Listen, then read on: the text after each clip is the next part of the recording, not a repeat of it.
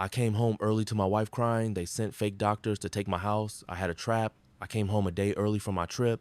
The house was lit like a holiday, laughter spilling from the kitchen. My wife sat at the table, hands trembling, eyes red. My son and his in-laws were toasting champagne. To new beginnings, someone said.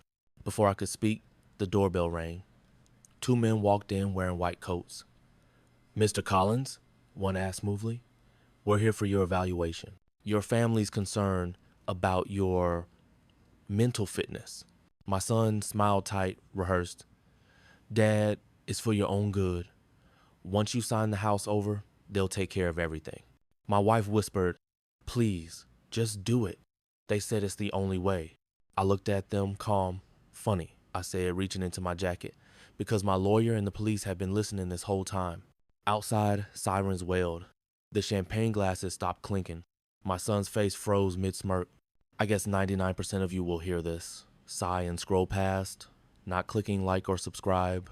Even if it only takes a second, what time is it for you, and where are you listening?" Morning starts the same way it always does.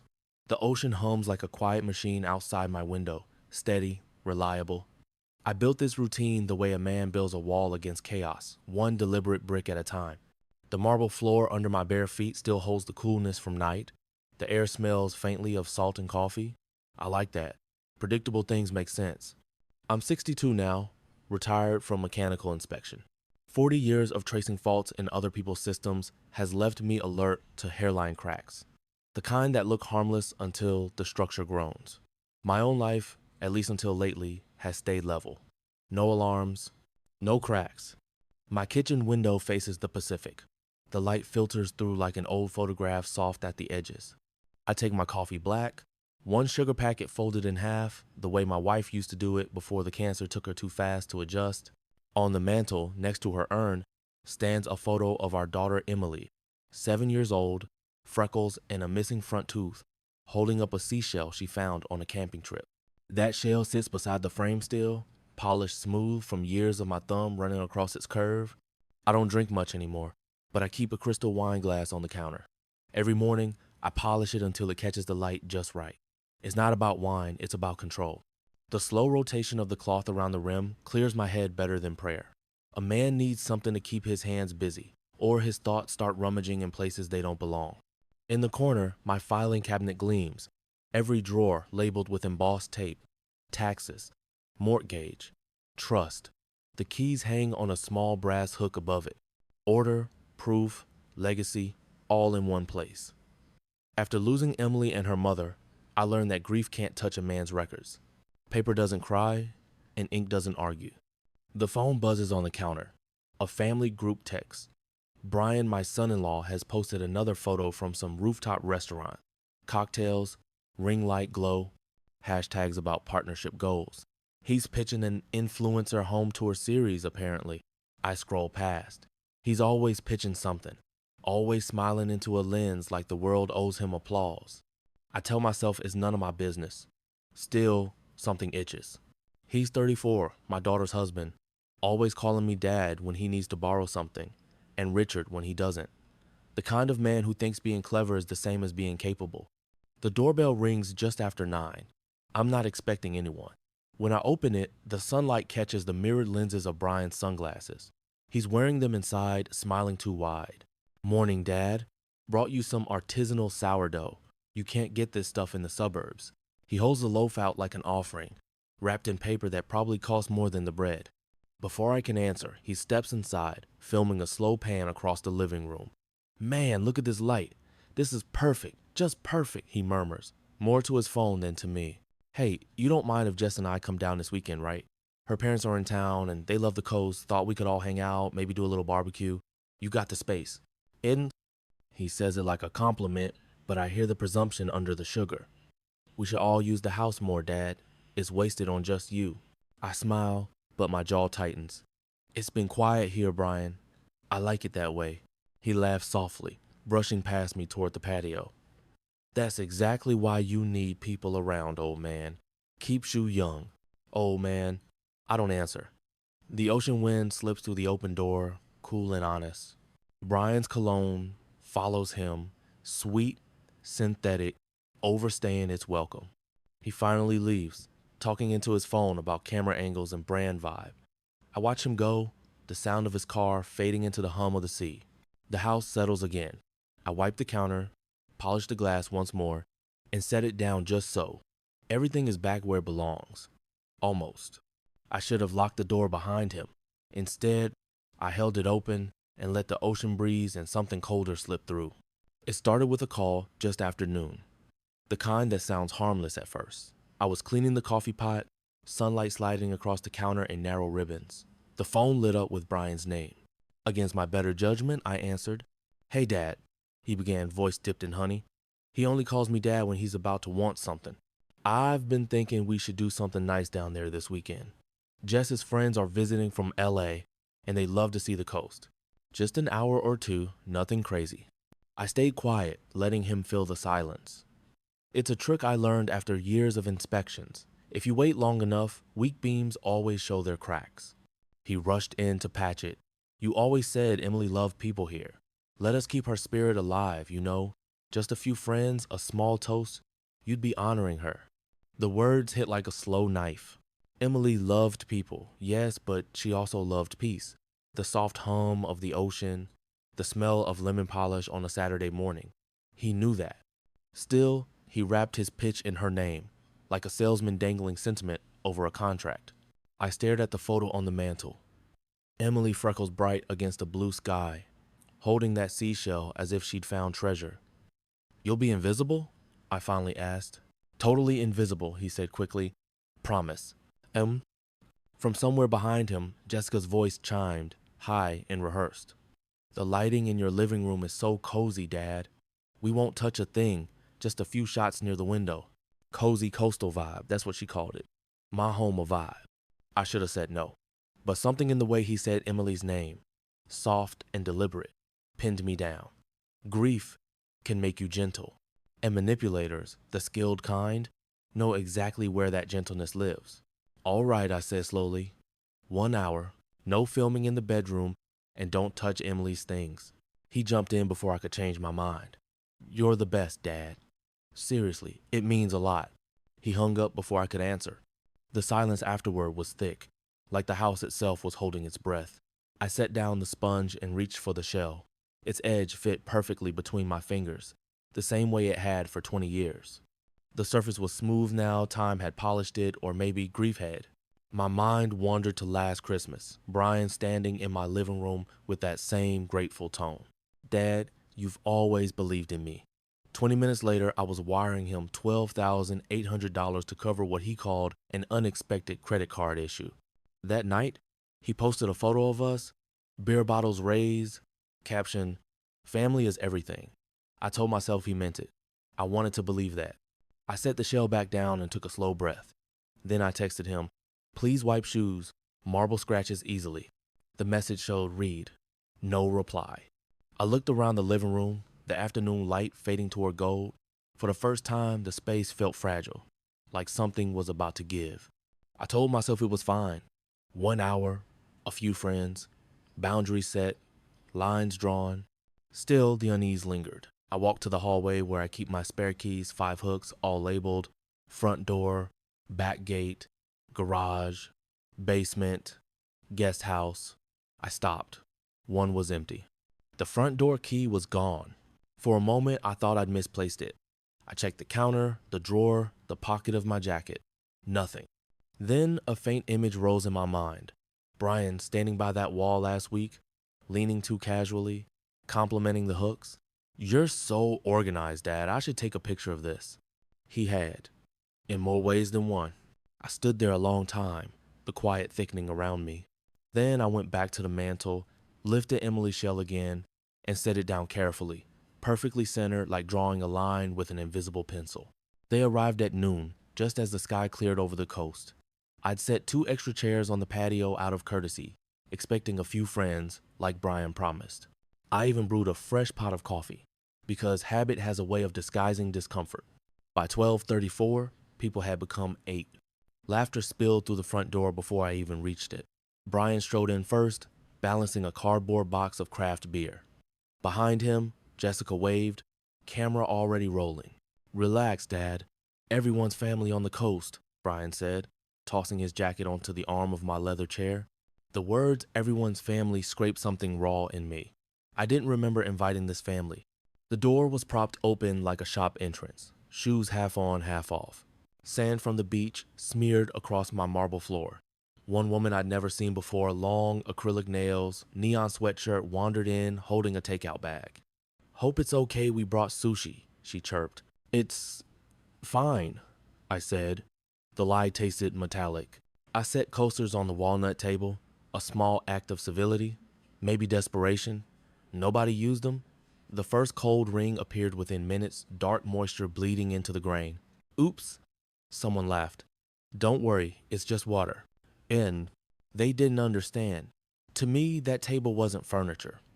It was memory, the same table where Emily once did her homework, where my wife folded the last of our holiday linens. Now strangers leaned against it, popping bottle caps onto the floor. I wiped the ring silently, cloth in hand, like a shield. Jessica perched on a stool near the counter, tilting her phone for angles. Guys, I'm doing a taste test of these local brews, she announced to her followers. She turned to me without lowering the camera. You don't mind, right, Dad? It's all good vibes here. Before I could respond, two more people drifted in through the open door, laughing too loudly to notice me. Brian greeted them with a half hug.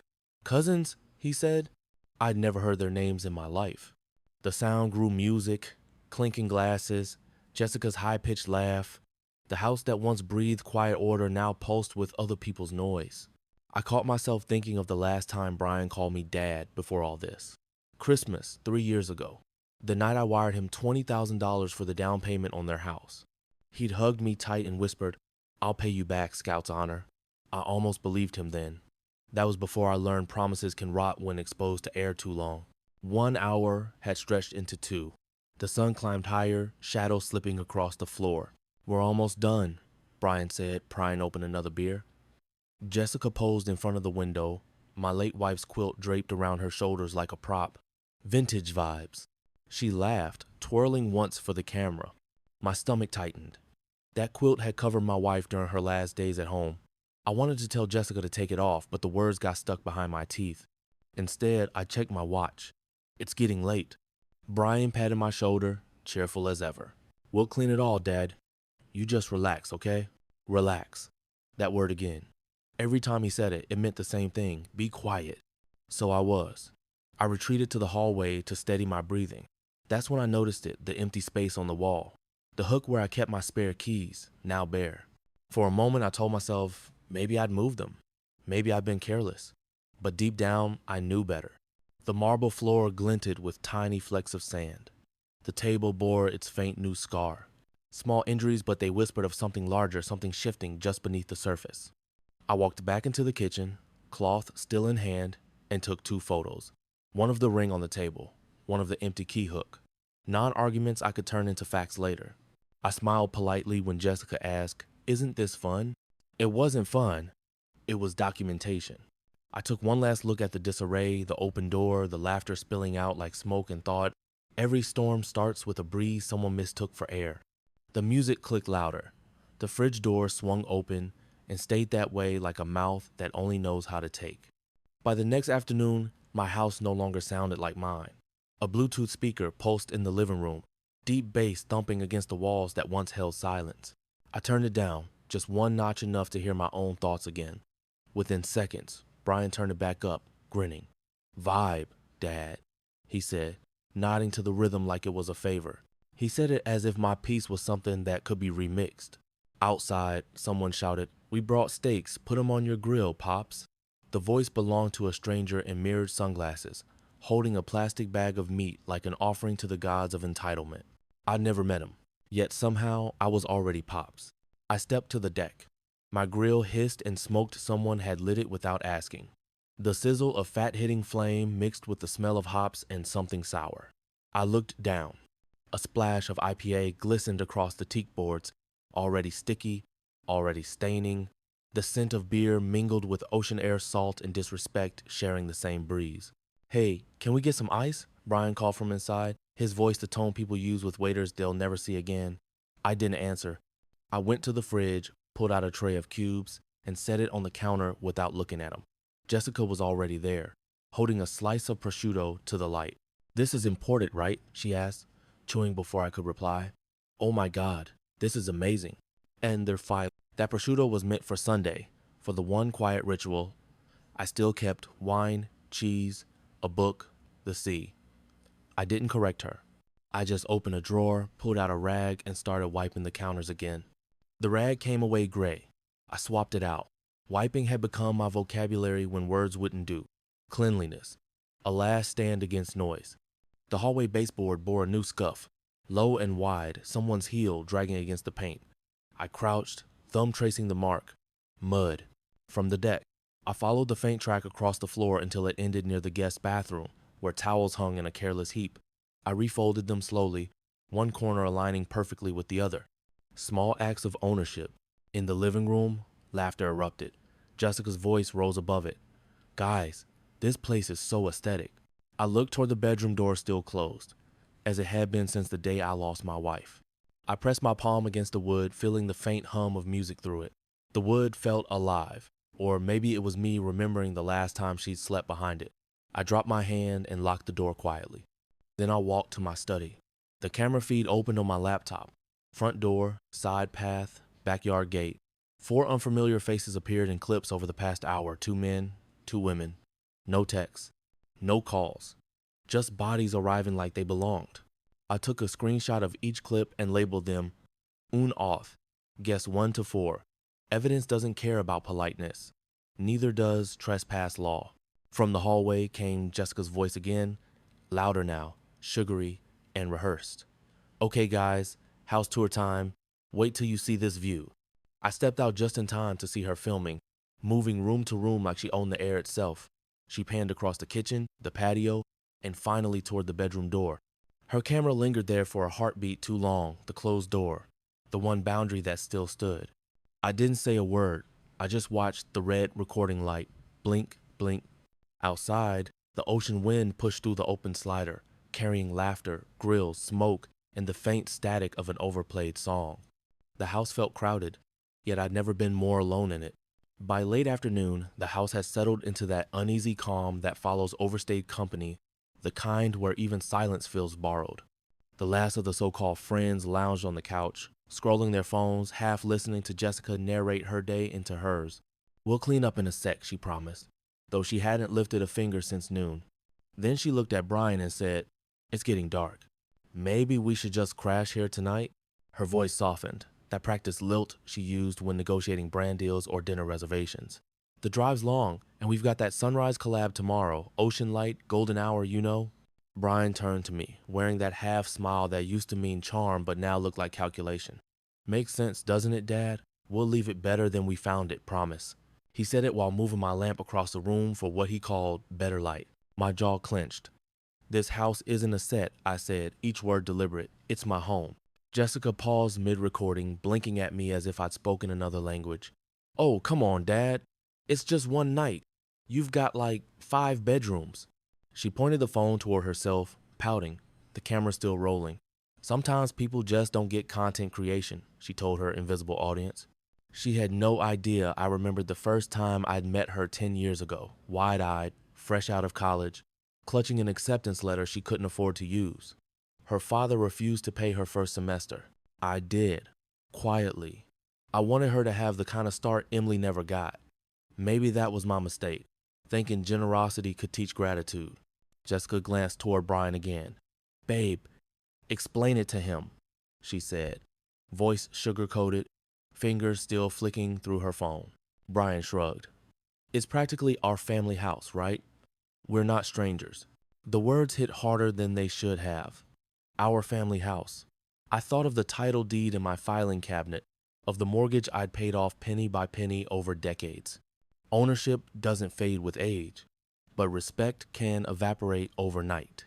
I took a long breath. "You're leaving tonight," I said. Calm, steady.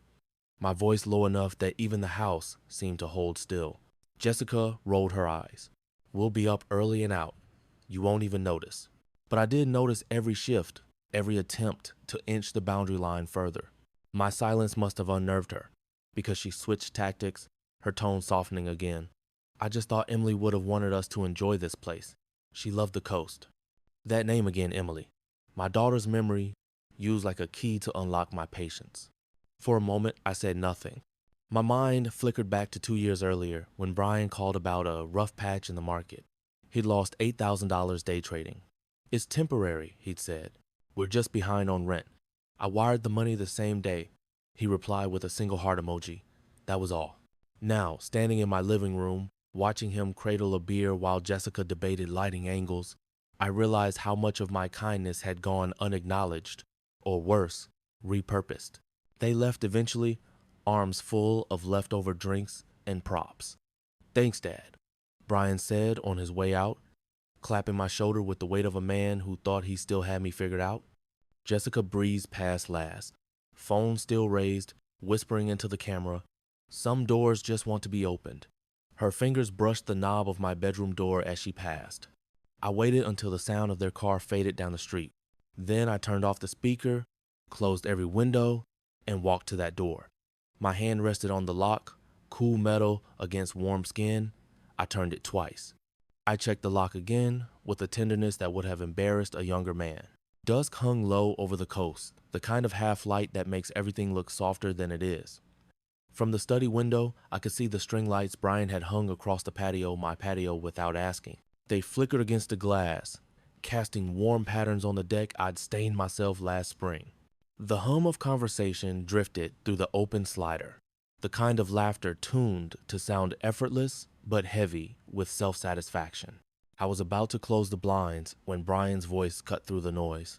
"Yeah, bring people," he said, loud enough for the whole block. "Old man's harmless. Wait till you see this place on camera." There it was, the truth, flat and bare. Not dad, not family, just old man. Something in me went still. Not angry, not broken, just still, the way metal goes quiet before it fractures. I stepped back from the window so they wouldn't catch my reflection. Jessica's voice joined his, shrill and amused.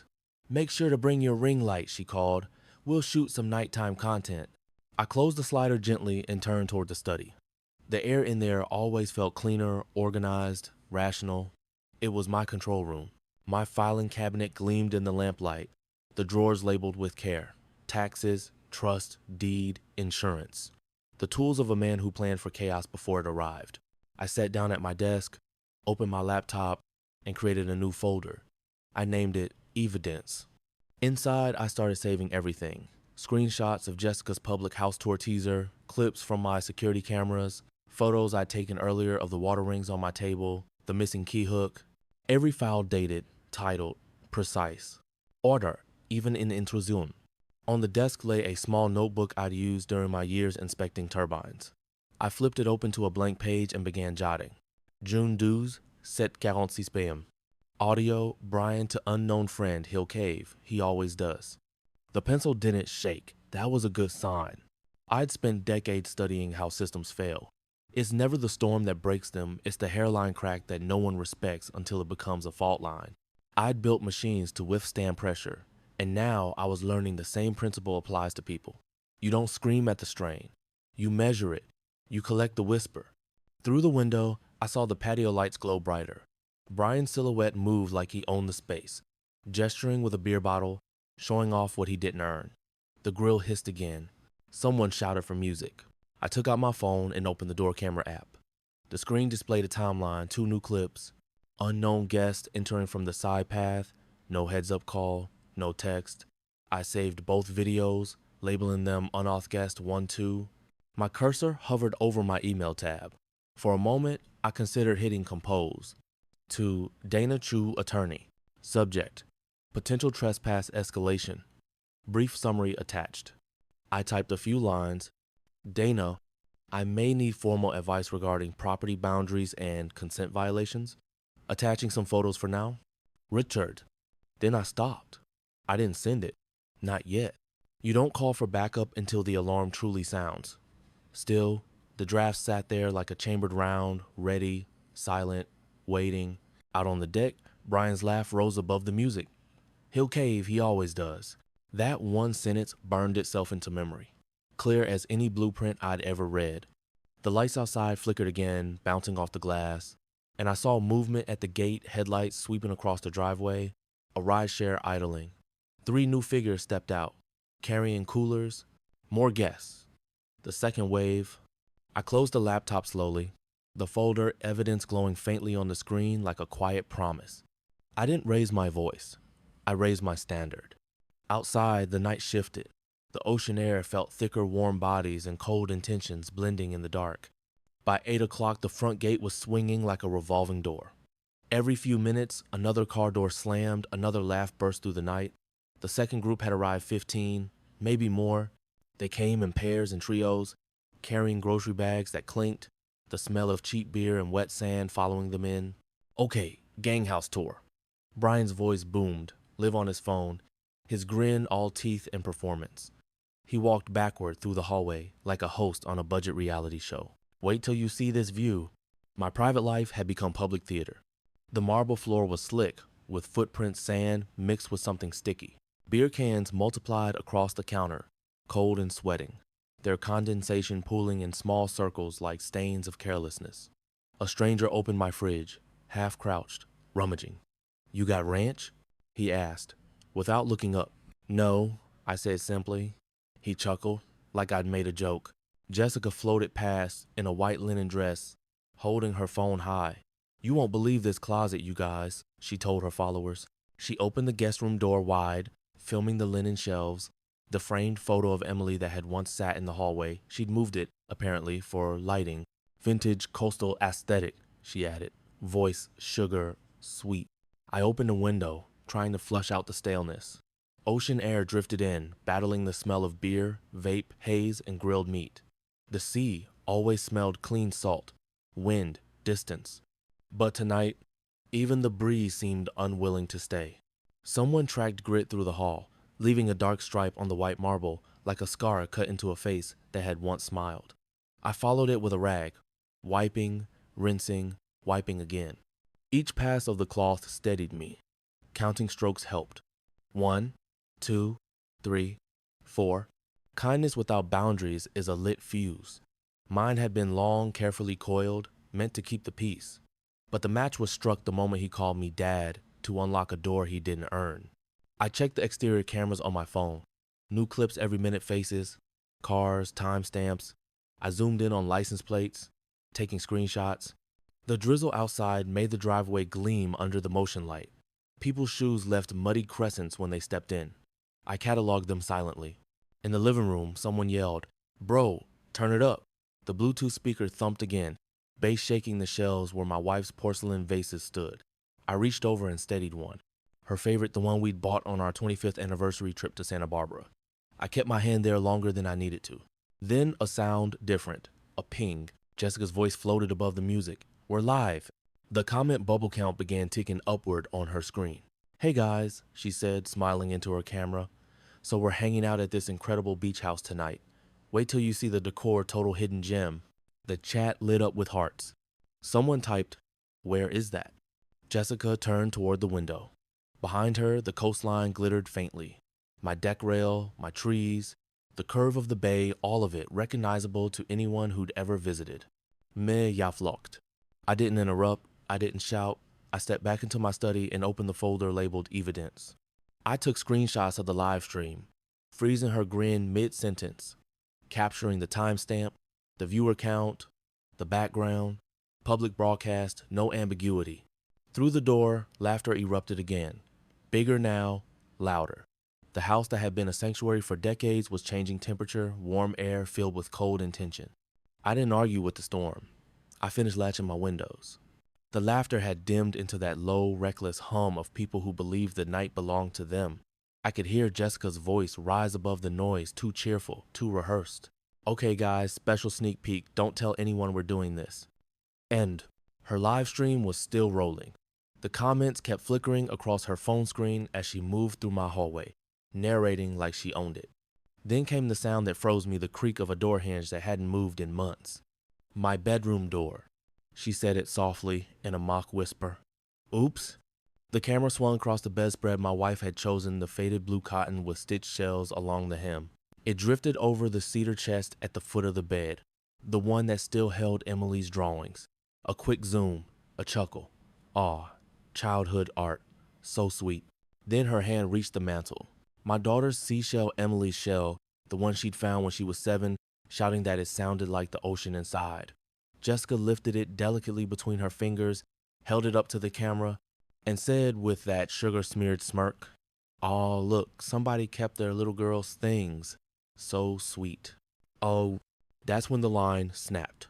I didn't storm in, I didn't shout.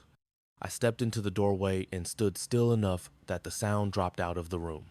"Out," I said. My voice wasn't loud, but it carried the way metal carries heat. Jessica blinked. The camera wobbled. "Oh, Brian," she called, like a child caught, but still hoping for rescue. He appeared behind her, all surprise and mock concern. "Whoa, Dad, we were just appreciating. She didn't mean anything." I looked at him, then at the phone, still streaming my private life to strangers. "End it," I said. Jessica hesitated. "It's just people are watching." I stepped forward, closing the space between us until she could see her reflection in my glasses. I reached out, not fast, not rough, and took the shell from her fingers. My hand was steady. I placed it back on the mantel exactly where it had been. The weight of it felt like decades, grief, patience, silence, all fitting in my palm for one last time. "End your life," I repeated. "Get everyone out of my home." Brian's face flickered through expressions, charm, irritation, something else colder. "Calculation." "Dad," he said, tone shifting into that condescending calm reserved for people you think you can manage. "You're not well. Jess, stop filming. We need to help him." He moved toward me slightly, rehearsed concern plastered on his face. I met his eyes and said nothing. The quiet must have unnerved him because he took a step back. Without another word, I turned and closed the bedroom door behind me. The lock clicked a clean, decisive sound. Then I walked past them, through the hall still smelling of beer and salt and betrayal, into my study, the one room they hadn't touched. The phone felt light in my hand.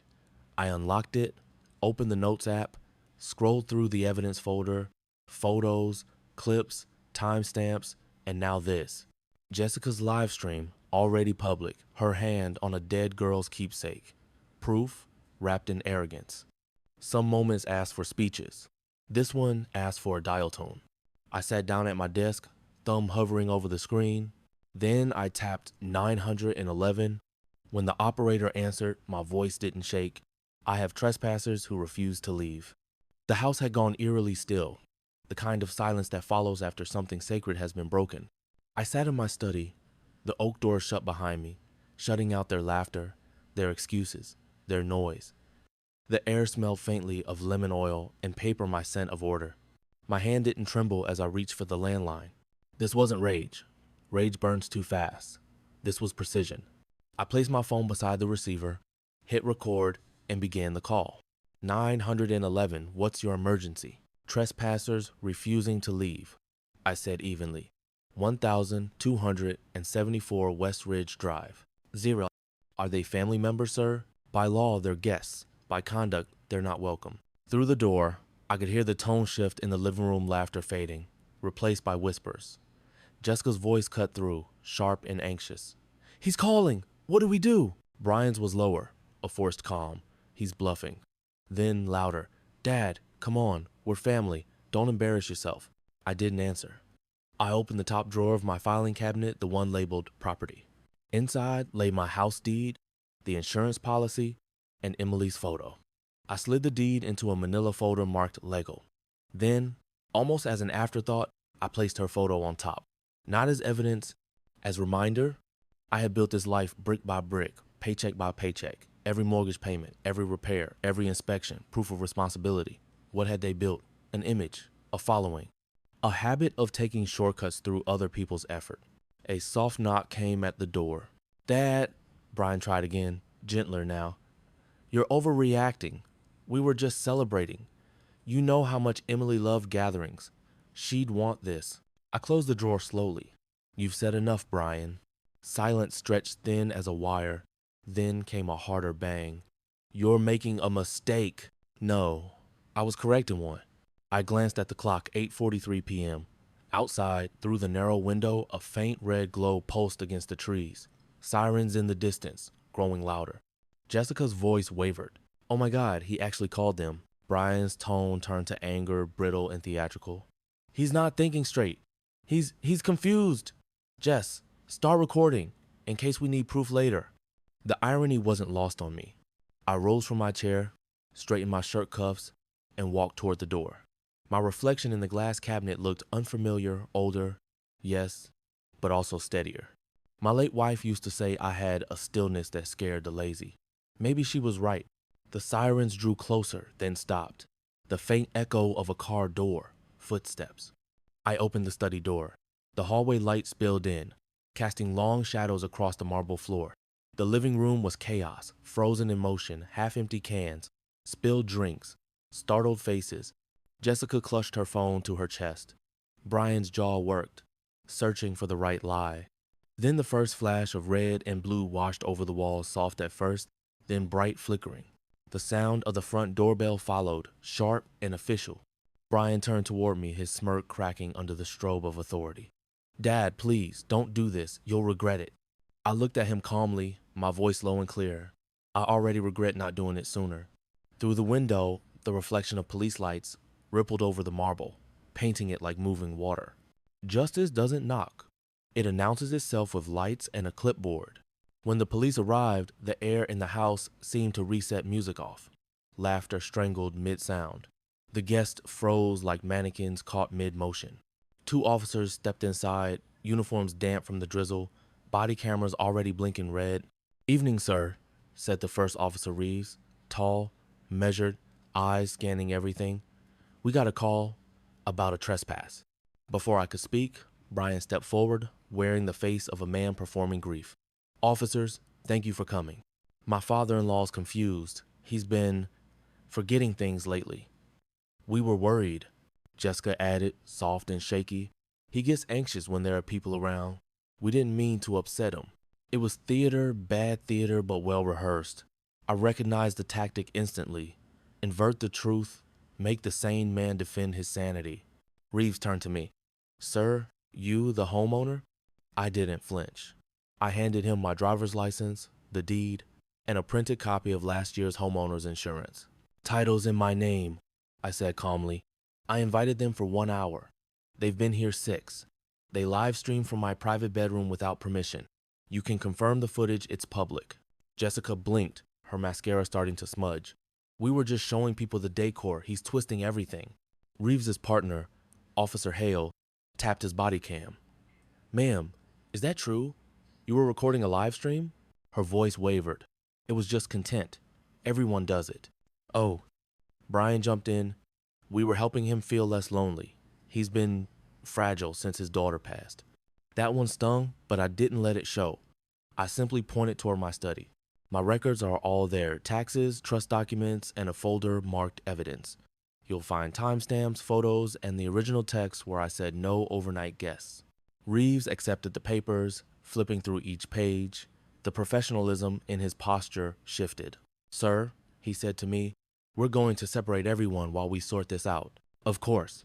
As he turned, I caught sight of the guests, a handful of them whispering, their pity like fog in the air. One of them muttered, poor guy, under his breath, as though I couldn't hear. They didn't know which story to believe yet. That's how gaslighting works. Throw enough mud at a man's name and the stains confuse the witnesses. I'd seen this pattern in my years at the plant, underperformers accusing inspectors of incompetence to cover their own negligence. The goal wasn't to win, it was to distort. But distortion doesn't survive paper. While the officers interviewed them, I stayed quiet. My breathing matched the rhythm of the rain outside. Every sound felt amplified, the shuffle of shoes, the click of pens, Jessica's small sobs that didn't reach her eyes. Reeves finally turned to me. You said there's a video? Yes, public live stream. You'll find her hand on a child's keepsake in my bedroom. He exchanged a look with Hale, and they both headed toward the hall. Brian tried to follow. You don't need to. Reeves stopped him with a firm hand. Stay here, sir. The door opened. Even from the study, I could smell Jessica's perfume, sweet and artificial, lingering like evidence. When Reeves came back, his expression was different. The performance had ended. He handed me back my documents. They'll need to leave the property tonight. Do you want to press charges for trespass and unlawful recording? I nodded once. Yes, and I want that live stream preserved. Brian exhaled through his teeth, leaning on the wall, his voice dropping low enough only I could hear.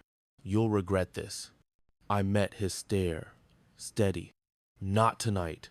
When lies are exposed to documentation, they wither faster than light can hit dust. When Officer Reeves asked Jessica to unlock her phone, she hesitated just long enough to confirm her guilt. It's private, she whispered, clutching it like a lifeline. Reeves raised an eyebrow. Then you shouldn't have streamed it publicly. Her face drained of color. He tapped the screen, scrolling through her social feed until the video appeared. Live replay. Coastal family vibes. The thumbnail showed my bedroom door half open. I didn't need to see more, but he pressed play anyway. The footage filled the living room, tinny laughter echoing through the speaker. Jessica's own voice chirped. Aw, look, somebody kept their little girl's things. So sweet. Then her fingertip appeared on screen, touching Emily's shell. Silence. The kind that lands heavy. Jessica's lips parted. We didn't mean. Reeves cut her off. You entered his bedroom. That's private property. That's trespass. Brian's jaw clenched tight enough to whiten the edges. We're family, he barked, as if the word were a skeleton key that unlocked ownership. I turned toward him, my tone measured, each syllable deliberate. Family doesn't grant ownership, respect does. You've shown neither. He tried again, louder, desperate. This is ridiculous. We were helping. He's lonely, confused. But his own voice betrayed him. Reeves swiped to another clip, the one from Jessica's earlier post. Brian, on speaker, saying, he'll cave. He always does. Reeves didn't even glance up.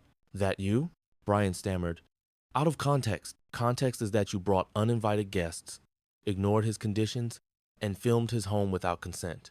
Reeves's partner, Hale, had already started gathering statements. That's enough context for me. Jessica reached for her phone again. Can I at least delete? Brian snapped. Delete that video, Jess. Now. But Reeves shook his head. Evidence. It stays. The words landed like a verdict. I said nothing. There was nothing to add. The recordings were speaking, and they spoke with the clarity of truth untouched by performance. I used to think justice required eloquence, clever arguments, perfect timing, a calm speech about values and trust. Turns out, it just needs a timestamp. The officers worked methodically names, IDs, statements. My calm seemed to steady them. I could feel it in the way Reeves's voice softened when he spoke to me. You did the right thing calling us, sir. We'll document this. Brian stood by the window, his charm evaporating, his reflection fractured by the blue-red lights outside. Jessica sat on the couch, mascara running, her phone limp in her lap.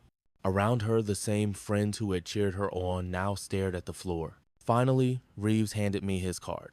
If they return, file a restraining order. Body cams captured everything. So did hers. Inalded. Thank you, officer. He paused at the door. You'd be surprised how often folks think a live stream makes them untouchable. It doesn't. When they stepped outside, I followed them to the porch. The cruiser idled by the curb, lights pulsing against the wet street. The officers guided Brian and Jessica down the steps. Brian yanked his arm free, glaring up at me one last time. This isn't over. Jessica's reply came shrill and breaking. We'll tell everyone you're crazy. The door shut behind them before I could answer.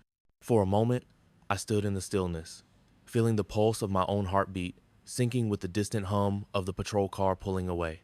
The house exhaled. The silence sounded like gratitude. The morning after the patrol car left, the world was still, or at least it looked that way. The marble gleamed again, every beer ring scrubbed clean, every footprint gone. The house smelled of lemon polish and salt air, a scent that should have meant peace. But something else had replaced the noise they left behind, silence thick enough to taste. I made coffee the same way I had every morning for 20 years. 2 scoops, 1 sugar. The first sip tasted metallic. My phone buzzed on the counter, then buzzed again and again. Notifications, mentions, tags. Jessica's face filled the screen, eyes red, tears glistening, voice trembling with practiced sincerity. The caption read, all I ever did was try to care for him. Please pray for my father-in-law. He needs help. Number elder abuse awareness. Number protect our parents. The comments came like a flood. He pushed her. So sad when older people get paranoid. Why did the cops believe him? A dozen reposts in minutes. Friends of hers, followers, influencers adding captions like, sending love to Jess and Brian during this tough time door. Then my phone rang. It was Harold from church. His voice was soft, uncertain. Rich, are you okay? I saw some things online. They said you might have had an episode. I stared at the sunlight slanting across the floor. I'm fine, Harold. You sure? Because if you need help, I'm fine. When the call ended, I sat in my leather chair, the same one that had held me through grief, repairs, and birthdays I stopped counting. I scrolled through the posts again. Their lie had shaped now a narrative dressed up in sympathy. The comments weren't angry, they were pitying. And pity is harder to fight than hate. I had fought for facts. They fought for sympathy, and sympathy spreads faster than truth. Another buzz. A cousin this time. Rich, they said you shoved Jessica and locked them out. What the hell happened? I closed my eyes. The marble beneath my feet gleamed spotless, cold, perfect. Proof of order in a world that now saw me as chaos. On the mantle, Emily's photo smiled the way she always had, wide, fearless, unguarded. I used to find comfort in that smile. Now, it hurt. It reminded me of a world that believed in fairness, in truth, told plainly. I picked up the frame, thumb brushed across the glass. The edges were cool. I set it face down, not from shame but from exhaustion. Outside, a gull cried over the ocean. Inside, my phone chimed again. Jessica had posted a new story, her and Brian in a car. Him holding her hand, her voice shaking just enough to sound real. We're just trying to get him the help he needs. Please, guys, don't send hate. Pray for him. I wed. The comment section was a chorus of hearts and sympathy emojis. Then, a soft knock at the front door. For a second, I thought maybe it was Harold again, or Reeves with paperwork. But when I looked through the side window, I saw two men and a woman press badges, cameras slung at their sides. Reporters. One of them leaned toward the door, cupping his hands to the glass. Mr. Collins, care to comment on your daughter-in-law's statement? I closed the blinds, one slat at a time. The light narrowed until the house went dim again. Reputation dies faster than innocence. I let mine go quiet for now. The phone buzzed once more. A new email notification. From Robert next door. Subject: you should see this. Message: Mr. Collins, I think you should see this. Robert. Robert showed up the next morning the way good news sometimes comes unannounced, quiet, hat in hand. He stood on my porch in his wool cardigan, the same one he wore to trim the hedge. A retired postal worker, widower, 10 years now, the sort of man who keeps his sidewalk swept even when no one's looking. Didn't mean to pry, he said, eyes steady behind square glasses, but my motion cam picked up your driveway last night. He lifted a small plastic bag. Inside it, a USB drive blinked faintly like a lighthouse. You weren't crazy, Rich. I saw it all. My throat tightened. Come in. We sat at the kitchen table. I poured 2 coffees out of habit. He took his black. I'm not much for drama, he said, setting the bagged USB between us. But I love my cameras. Birds, coyotes, nosy neighbors when they're not supposed to be. Thought you might want this before the internet buries you. I slid the USB out, still warm from his pocket. What did it catch? Everything, he said simply. Front walk, side gate. Audio's decent when they talk loud, and they did. In my study, I plugged the drive into the laptop. A folder popped up on the screen, neatly labeled Truth. Inside, time-stamped clips stacked in order. Robert leaned forward, elbows on his knees like a man praying at a pew not made of wood. Clip 1, 6:12 p.m. Brian at the gate, waving people through. His voice carried. Old man's harmless. Content gold tonight. Clip 2, 7:03 p.m. side path. Jessica arranging a ring light on a tripod, whispering, we'll do a soft open in the hall. Then the surprise reveal. Her smile never reached her eyes. Clip 3, 7:48 p.m. patio. Brian on a call, careless and cocky. Once he's declared unfit, we can manage the property. Jess has the audience to frame it right. He laughed. He'll cave. He always does. My chest didn't burn. It filled slowly with something heavier, sturdier. Not anger. Gratitude with an edge. Clip 4, 8:01 p.m. The side door. Jessica testing angles in the phone's selfie camera, tearless. Then 3 quick blinks, a gulp, a practice tremble. She hit record, tried a line, stopped, reset, tried again. The third take was the performance she posted an hour later. Robert let out a quiet, disbelieving breath. That one will preach. Oh, we watched another segment together, strangers drifting in without knocking. Brian directing like a low-rent producer, Jessica whispering, "Okay, now let's accidentally open this door." My bedroom door. I paused the video and leaned back. The house hummed, softly the refrigerator, the distant tide, the faint click of cooling vents. For the first time since the light strobe painted my walls, I felt the balance tilt barely, but enough to notice. "Robert," I said, "I don't know what to say." He waved it off. "Say you'll use it. My niece is a journalist, one of the good ones. Doesn't chase shiny lies. If you want, I'll connect you. But first, your lawyer." I nodded. "Dana Chu." "Good. Give her everything." His voice sharpened. "People think quiet men don't see. We see plenty. We just don't announce it." I clicked through to the last clip. 8:22 p.m. Jessica at my bedroom threshold, hand on the shell, smirk stitched on. Then, a cutaway Robert's exterior mic catching Brian behind the camera. "Make it tender. Audiences eat that up." I stopped the playback. The room felt brighter, not because the sun had shifted, but because the fog had. Robert stood, smoothing the edge of his cardigan. "You'll be all right, Rich." He hesitated, then added, "Your girl Emily, she liked how you kept your hands steady last night." I swallowed hard. "Thank you." He tapped the table once, a small benediction, and let himself out. I stayed there a minute longer, palms flat on the wood, listening to the clock.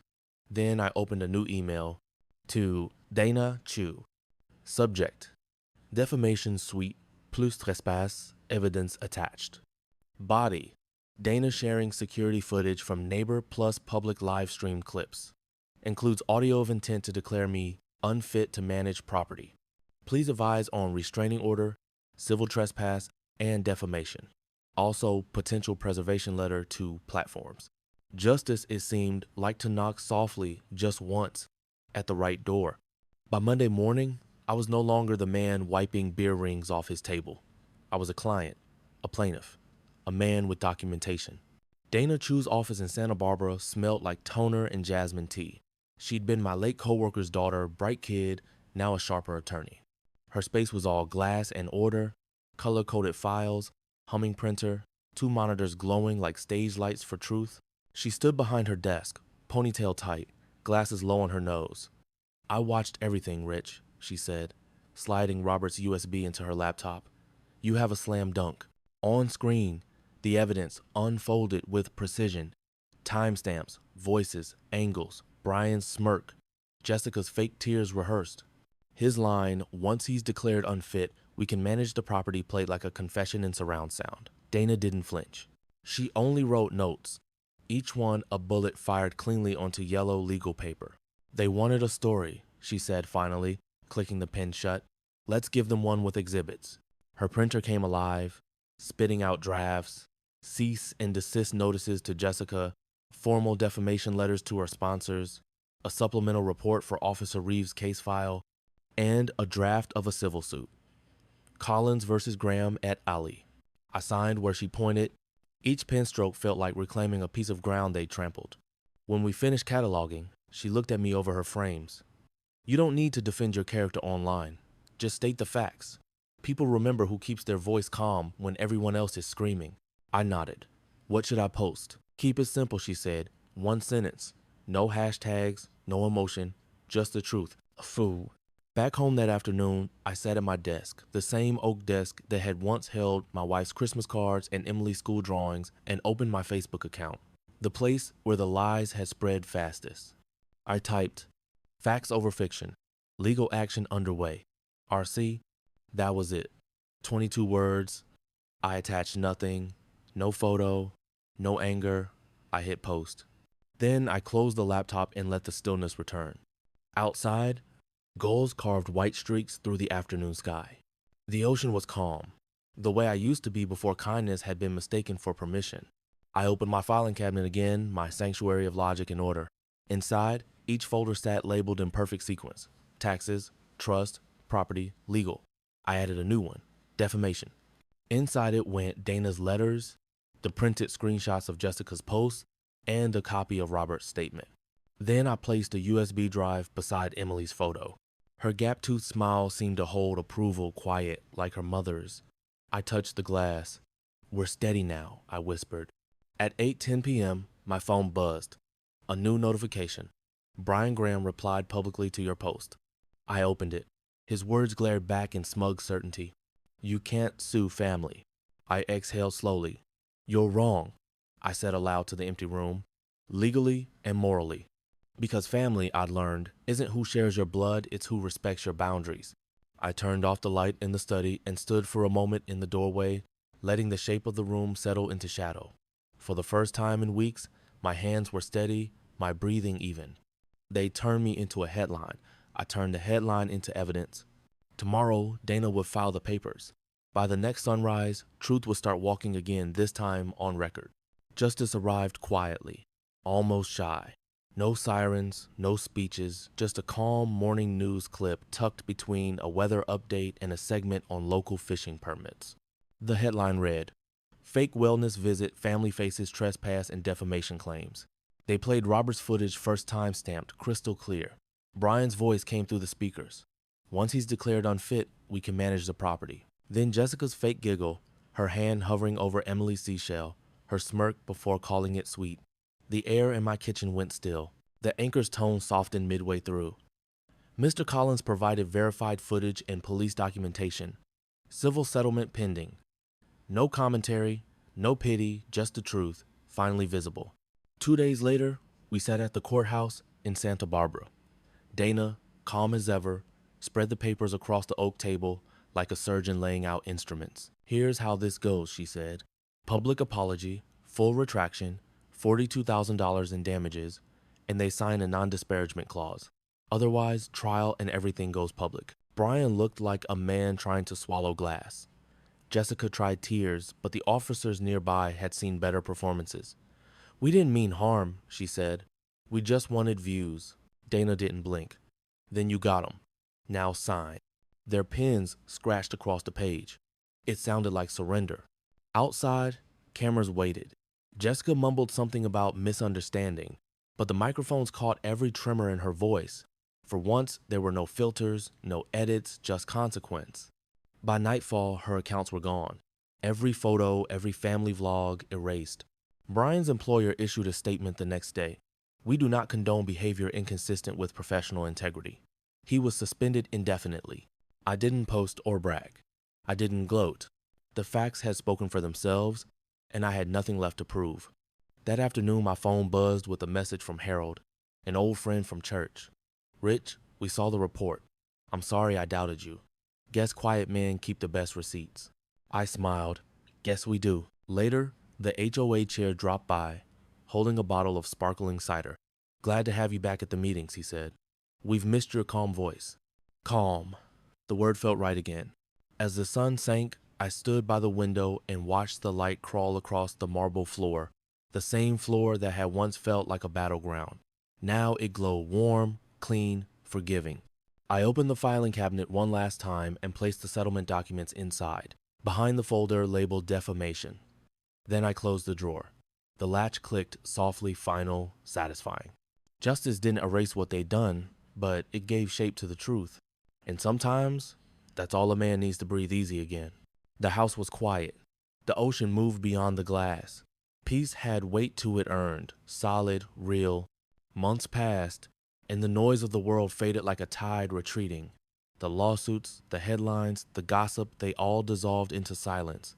What remained was the steady rhythm of life returning to its right proportions. The house, once heavy with intrusion, breathed again.